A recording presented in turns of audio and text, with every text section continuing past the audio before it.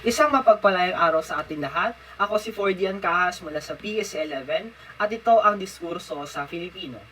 Ako ay natasan na kapanayamin ng isang tao na may karanasan sa ibang kultura.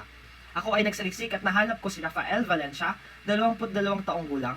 Siya ay kasalukuyang 3 taon nang nag-aaral sa Emilio Aguinaldo College, Cavite at kumukuha ng BS Tourism Management. Si Rafael ay nag-OJT sa Tristan Tours and Travels, isang kumpanya kung saan maaaring mag-book ng flights at hotels ang mga tao. Ang Tristan Tours and Travels ay makikita sa Ortigas, lungsod ng Pasig. Siya ay nag-OJT roon ng halos 2 buwan. Ang kanyang pag-OJT ay parte ng kanilang pagsasanay sa kanyang kursong pinili.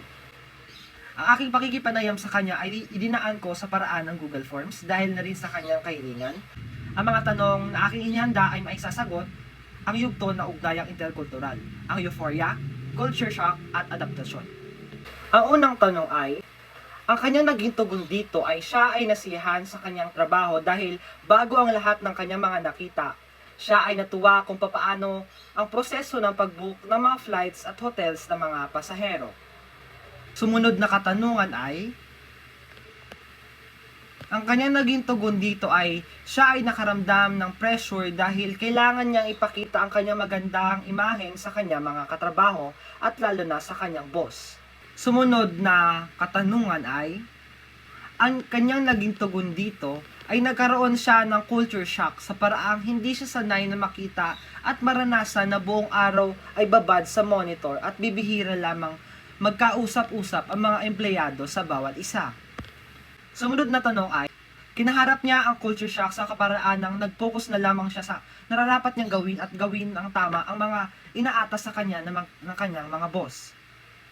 Ang sumunod na katanungan ay, ang kanyang naging tugon dito ay mahigit 1 linggo niya rin bago naakap ang kultura at pag-uugali na mayroon ng kanyang mga katrabaho. Ika niya, mahirap ngunit walang imposible sa isang taong determinado. Para sa sumunod na tanong, ang kanyang naging tugon dito ay bukas siya sa mga bagong karanasan na magbubukas sa hinaharap. Ang huling katanungan ay, ang kanyang naging tugon dito, ang aral na kanya napulot mula sa kanyang karanasan ay ang kahalagahan ng focus at determinasyon dahil ito ang magiging susi upang mas maging matatag sa trabaho.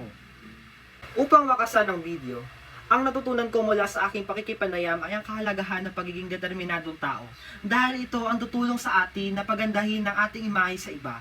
Samahan natin ng tiyaga, kabaitan at lakas ng loob upang mas mapalawig natin ang ating pakikipag-ugnayang interkultural. Maraming salamat po.